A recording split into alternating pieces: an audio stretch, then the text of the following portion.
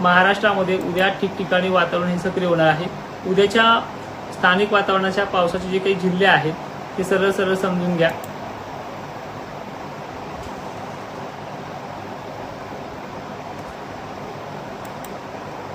आणि विषय म्हणजे अवकाळी पावसाच्या तारखा तुम्हाला जे सांगितल्यात, उदाहरणार्थ 4 जून पर्यंत 4 जून पासून ते 7 जून पर्यंत, 4 जूनला वाट बघायची नाहीये, त्या काळामध्ये स्थानिक वातावरणाचं आहे। 6 जून पर्यंत वाट बघायची, अशातला हा कंडिशन्स असतात। आणि अवकाळीचं फिक्सेबल टायमिंग आणि फिक्सेबल तारीख नसते। हे एक दगड मारलाय, एक अंदाज सोडला आणि तो लागलाय, ह्या पद्धतीनं सांगणं असतं। तुम्हाला सरळ सरळ सांगितले की ह्या तारखेपासून ह्या तारखेपर्यंत आपल्याला वाट बघायची। तुम्हाला महाराष्ट्रामध्ये उद्यापासून आणखीन चित्र बदललेलं पाहायला मिळणार आहे। हे 4-5 दिवस चालणार आहे। आणि 7 जूनला ज्यावेळेस मान्सून मुंबईसारख्या आणि तळ कोकणामध्ये येऊन पोहोचेल, त्यावेळेस तो तिथे सुद्धा 5-6 दिवस थांबलेला जातो। हे प्रामाणिकपणे आणि अत्यंत तळमळीने सांगण्याचा मी प्रयत्न करतोय। आणि विषय विनंती अशी आहे, तुम्हाला सुद्धा माहिती आहे मुंबईमध्ये आणि तळ कोकणामध्ये मान्सून हा तिथून महाराष्ट्रामध्ये पसरायला हा कालावधी घेतोय। आणि त्यामुळेच मे महिन्यातल्या बऱ्याचशा अंदाजामध्ये, यावर्षीच्या सगळ्या अंदाजामध्ये आपण 15 जून नंतरच पेरणी होईल असा अंदाज दिलाय। मग मान्सून महाराष्ट्रामध्ये मुंबईमध्ये जर 6-7 जूनला येत असेल, 7 जूनच्या संध्याकाळपर्यंत येत असेल, मग 6-7 दिवस नंतर सुद्धा उशिरा का लागतात हे कारण तुम्हाला स्पष्ट माहिती आहे। त्यानंतर वारे जोराने वाहत आहेत महाराष्ट्रामध्ये, ते तुम्हाला 7 तारखेनंतर पाहायला मिळतील। काळेभोर ढग निघतात, मान्सूनचे ढग येतात, त्यामध्ये ह्युमिडिटीची लेवल संपल्यामुळे म्हणजे गरमीची लेवल संपल्यामुळे त्या काळामध्ये पाण्याच्या थेंबाची जाडी बनत नाहीये, दिवसभर पडला सुद्धा वरच्या माथोडी सुद्धा भिजत नाहीये, अशी अवस्था मान्सूनच्या सुरुवातीच्या टायमिंगला असते। त्यामुळे 15-16 नंतरची तारीख तुम्हाला पेरणीसाठी दिलेली आहे। मागच्या 1 महिन्यापासून त्या तारखेचा रपाटा चालू आहे। आणि सगळ्यात महत्त्वाचं, जर अल्निनोच आहे, सांगितलं अल्निनो आहे किंवा सगळ्या गोष्टी आहे, त्यात वैयक्तिक माझा सुद्धा भाग आहे, पण दुष्काळ नावाची कंडिशन मी व्यक्त करत नाही। दुष्काळ एवढा मोठा तीव्र नाही, पेरण्या सुद्धा होणार आहेत, पुढे चालून खळे सुद्धा होणार आहेत, परतीच्या पावसामध्ये धरणाचा प्रश्न सुद्धा 80 ते 90% मिटणार आहे। या सगळ्या गोष्टीचा समावेश त्याच्यामध्ये आपण केलेला आहे। आणि ही गोष्ट दाखवणं गरजेचं सुद्धा आहे।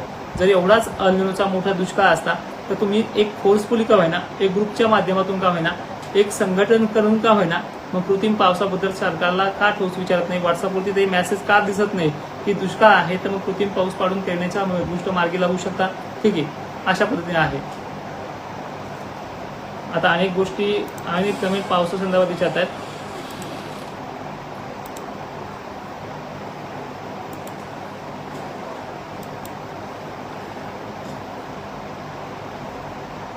उद्या नांदेड, लातूर अनेक भागांमध्ये आहे, त्याचबरोबर नाशिकच्या डोंगराळ भागामध्ये पश्चिम साईडला, सांगली पश्चिम साईड, कोल्हापूर, रत्नागिरी, कोकण किनारपट्टीला उद्या पुन्हा पाऊस आहे। 4 ते 5 दिवस पाऊस असेल। काही इथे पिकं, कोकणामध्ये अनेक पिकांचा काढणी चालू असते, त्या पिकांचा समावेश, त्या पिकांचं नुकसान होऊ नये म्हणून 4-5 दिवस ते वातावरण सक्रिय आहे, त्या पद्धतीने उपाययोजना करायच्या।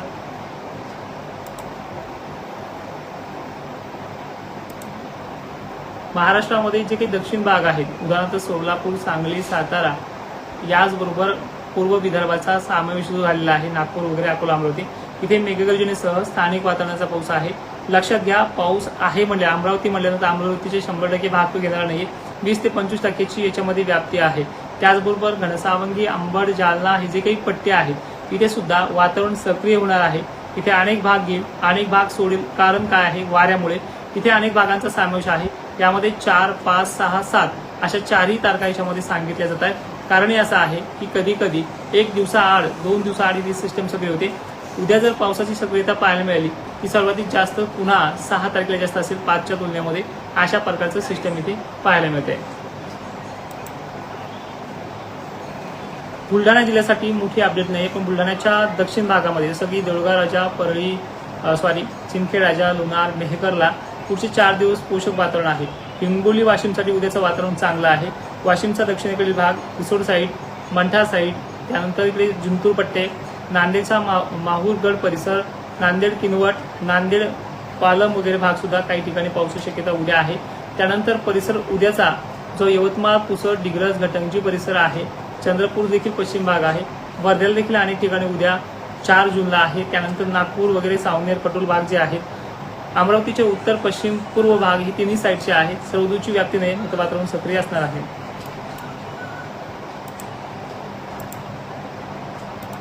आणखीन काही डिटेल निघणार आहेत, 1 मिनिटाचा वेळ घेणे। केजला ह्या 3 दिवसात आहे, 5 किंवा 6 तारीख पकडा, पण उद्यापासून वातावरण आपल्या भागात दमट आणि ढगाळ वातावरणाला सुरुवात होणार आहे चांगल्या पद्धतीने. आज मोजक्या ठिकाणी झालं तुमच्या भागामध्ये.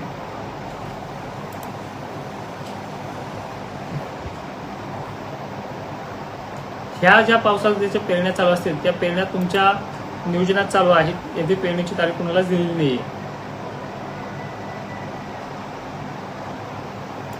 तर आणखीन अपडेट आहे पुढची.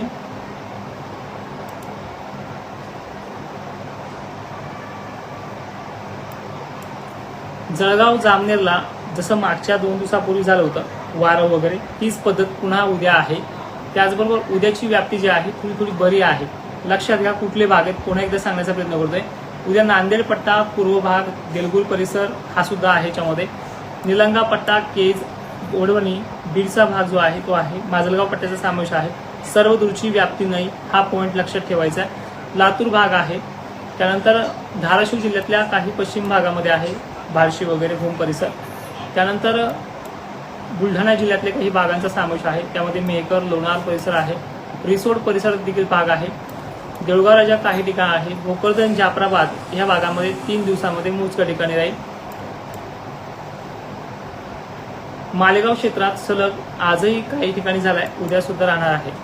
अकोला, अमरावतीचा जो काही भाग आहे इथे मेघगर्जनेसह विजांच्या कडकड राहील.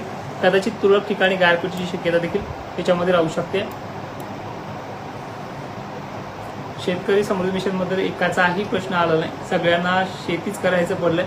शेती ही आपण मजबुरीने करतोय, धंदा म्हणून ज्या दिवशी करा त्या दिवशी आपण सुधरू.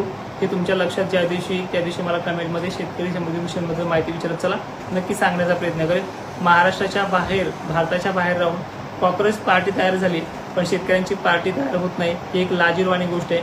आणि दोष आपण आपल्याला देण्याऐवजी आपण लोकांना देतोय. कारण की आपली एकी झाली तर आपण सगळ्या गोष्टीला ह्या गोष्टी सज्ज करू शकतो. हे एक सोपं आणि साधं सांगणं आहे आणि यासाठीच आपण ह्या गोष्टीमध्ये शिरलो होतो. जेवढा ताकदीने अभ्यास करायचा तेवढा ताकदीने अभ्यास केला. मागील वर्षी सुद्धा आपण ह्या गोष्टीचा पूर्ण यशस्वीरित्या फायदा, वातावरणाचा फायदा तुम्हाला करून दिला होता. ह्या वर्षी अल निनोची ताकद आहे. 10% पाऊस कमी सांगितला जातोय. त्याच पद्धतीनं त्याच IMDतल्या निवृत्त अधिकाऱ्याने 98% पाऊस सांगितला. अजून IMD मध्ये संभ्रम आहे. जवळपास IMDच्या बाबतीत अजूनही सांगायचं म्हटलं तर 31 मेला सुद्धा केरळमध्ये मान्सून दाखल झालाय. ते ट्विट केलं, परत ते मागं घेतलंय आणि एखादा आपण शब्द मागे घेतलाय की तुमचं मुलं दुखतंय काही काही जणांचं. ठीक आहे. आणि विषय असा आहे की बातम्यामध्ये तुम्हाला एक महत्वाचं सांगतोय, थोडं असलं तर मसाला लावून सांगायची पद्धत आहे, थोडा अल्निनो असला की तो मोठं सांगण्याची पद्धत आहे. खरंच पाऊस कमी आहे, पण एवढाही कमी नाही ज्याचा शब्द तुम्ही दुष्काळ वापरताय. कोल्हापूर वगैरे भागामध्ये 7 आणि 8 तारीख बरी आहे. कोल्हापूरच्या अनेक भागांमध्ये पाणी साचेल एवढी पद्धत त्याची पाहायला मिळते आणि खूप चांगली आहे. नागपूरच्या मान्सून नागपूर बाबत सांगायचं 18 आणि 19 आहे. तुम्हाला मी सरळ सरळ सांगितलंय, पश्चिम महाराष्ट्र, मराठवाडा, विदर्भ व्यापक तो खाली जाणार आहे. 15 पासून 16 पासून त्याची सुरुवात होते आणि कदाचित मान्सून 14लाच महाराष्ट्रात येण्याची शक्यता जास्त आहे. म्हणजे तळकोकण, मुंबई सोडल्याचा भाग सोडल्यानंतर उर्वरित जो राहिलेला भाग आहे त्यामध्ये सुद्धा. यवतमाळ, धारावामध्ये उद्या चेंजेस होतात, काही ठिकाणी पाऊस पडेल.